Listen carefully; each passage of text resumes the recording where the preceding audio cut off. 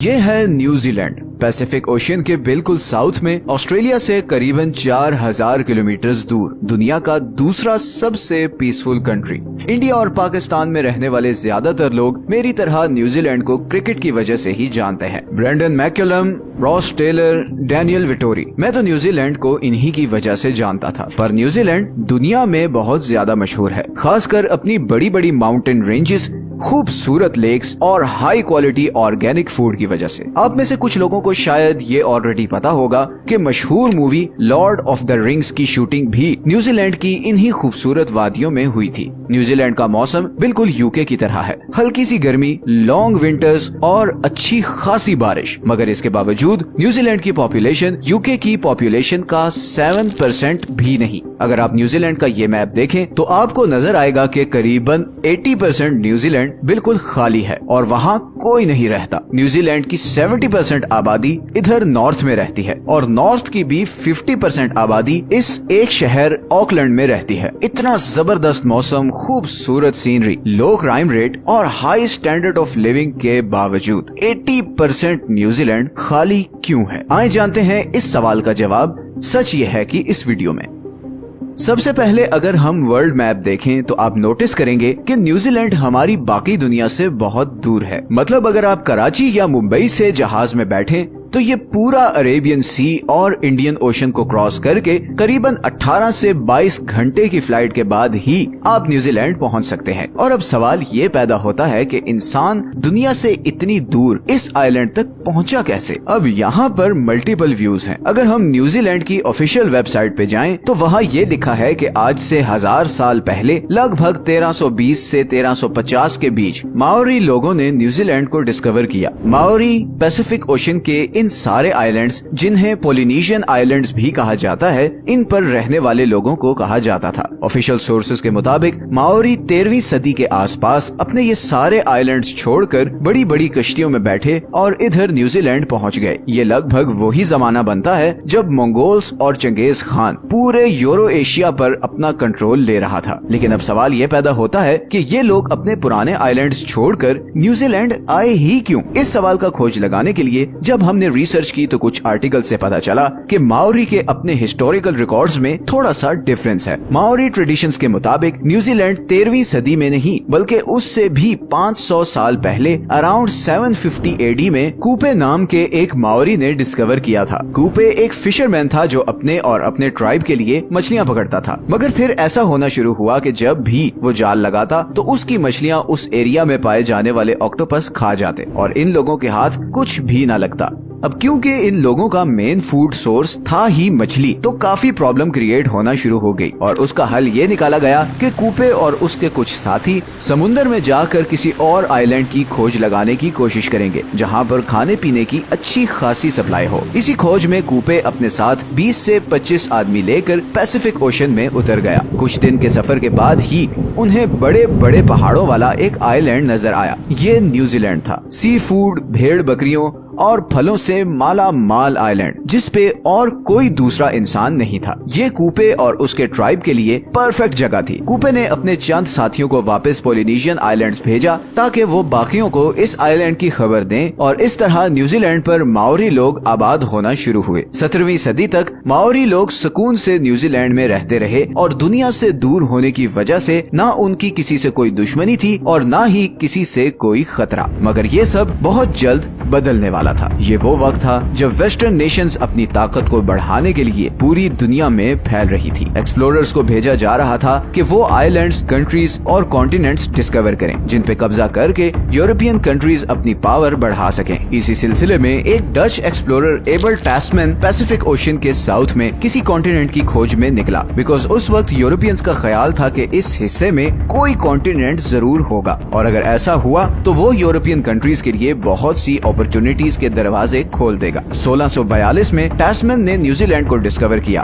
मगर उसने जब वहाँ उतरने की कोशिश की तो उसकी माओरी लोगों के साथ जबरदस्त खूनी लड़ाई हुई और मजबूरन उसे भागना पड़ा। फिर 1769 में एक ब्रिटिश ऑफिसर जेम्स कुक इसी कॉन्टिनेंट को ढूंढता हुआ न्यूजीलैंड आ पहुंचा। एक दफा फिर जेम्स के फौजियों और माओरी लोगों में जबरदस्त लड़ाई हुई और उसमें कई माओरी चीफ भी मारे गए। जेम्स को वापस जाना पड़ा, मगर इस बार उसने न्यूजीलैंड और इस सारे सफर का डिटेल्ड मैप बना लिया और इसी मैप के थ्रू फिर 18वीं सदी में यूरोपियंस इस आइलैंड तक पहुंचना शुरू हुए और इस बार उन्होंने माओरी लोगों के साथ बड़े स्मार्ट तरीके से डील किया। उन्हें ट्रेड और प्रॉफिट का लालच देकर ब्रिटिशर्स ने उधर अपनी नेवल पोर्ट्स बनाना शुरू की और फिर 100 साल बाद ही ब्रिटिशर्स ने न्यूजीलैंड का कंप्लीट कंट्रोल ले लिया। ब्रिटिशर्स और माओरी लोगों के दरमियान 1840 में एक ट्रीटी साइन हुई जिसे द ट्रीटी ऑफ वायतांगी कहा जाता है और इस ट्रीटी के बाद न्यूजीलैंड ऑफिशियली यूरोप और ब्रिटिश एम्पायर का हिस्सा बन गया। उस वक्त माओरी लोगों की पॉपुलेशन करीबन 2 लाख थी, लेकिन अगले 100 सालों में ये पॉपुलेशन बढ़ने के बजाय 2 लाख से कम होकर 40,000 तक पहुंच गई और उसकी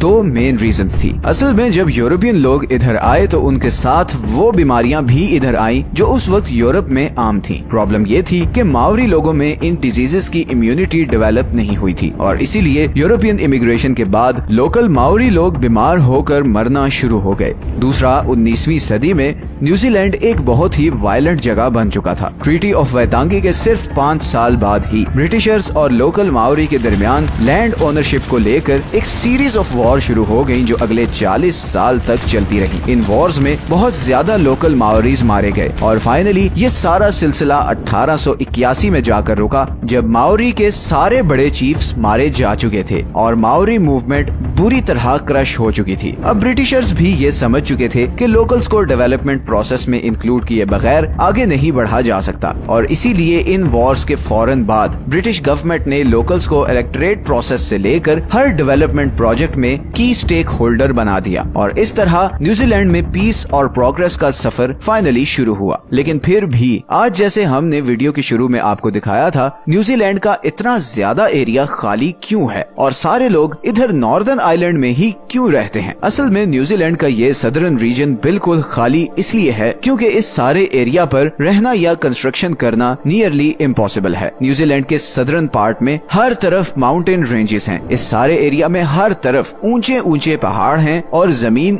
इतनी अनइवन है कि इवन बेसिक इंफ्रास्ट्रक्चर जैसे रोड वगैरह बिल्ड करना भी ऑलमोस्ट इम्पॉसिबल है। पहाड़ों के इस तरफ ये ईस्टर्न साइड की जमीन बहुत ही खुश्क और इनफर्टाइल है जिसकी वजह से यहाँ पर इरिगेशन वगैरह भी नहीं हो सकती। इसीलिए न्यूजीलैंड की मेजॉरिटी पॉपुलेशन इधर नॉर्दर्न आइलैंड पर रहती है। पॉपुलेशन शॉर्टेज के इस मसले को हल करने के लिए न्यूजीलैंड गवर्नमेंट ने वर्ल्ड वॉर 2 के बाद इमिग्रेशन पॉलिसीज रिलैक्स की। वर्ल्ड वॉर 2 से पहले न्यूजीलैंड में नॉन वाइट लोगों की एंट्री मना थी और इसी वजह से न्यूजीलैंड की पॉपुलेशन 1950s तक स्टैग्नेंट रही और उसके बाद जब ये रिस्ट्रिक्शन खत्म हुई तो एशिया स्पेशली चाइना, फिलीपींस और इंडिया से लोग इधर आकर आबाद होना शुरू हुए एंड न्यूजीलैंड की पॉपुलेशन में फाइनली मच नीडेड बूम आना शुरू हुआ।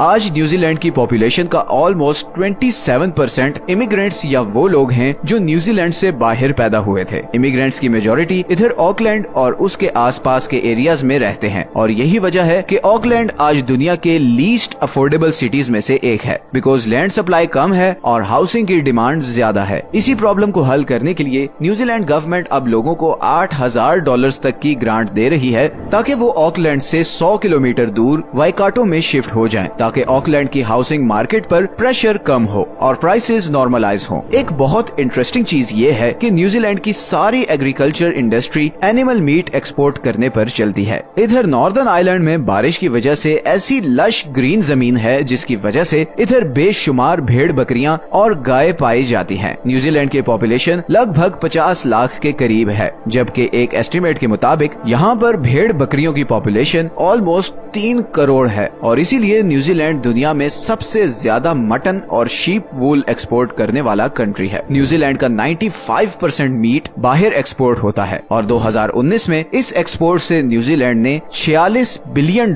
का रेवेन्यू कमाया। न्यूजीलैंड दुनिया की 50वीं बड़ी इकोनॉमी है और इस इकोनॉमी का main source of revenue agricultural export है। $46 बिलियन सिर्फ गोश्त की एक्सपोर्ट से कमाना एक अनबिलीवेबल चीज है और ये इंडिया, पाकिस्तान और बांग्लादेश के लिए एक मोटिवेशन होनी चाहिए क्योंकि ये तीनों प्राइमरीली एग्रीकल्चरल कंट्रीज हैं। अगर आपको आज की वीडियो अच्छी लगी है तो इसे लाइक और चैनल को सब्सक्राइब जरूर कर दें। ये हैं वो सारे सोर्सेज जहां से हमने इस वीडियो के लिए कंसल्ट किया है। मिलते हैं नेक्स्ट वीडियो में, अपना ख्याल रखें। अल्लाह हाफिज।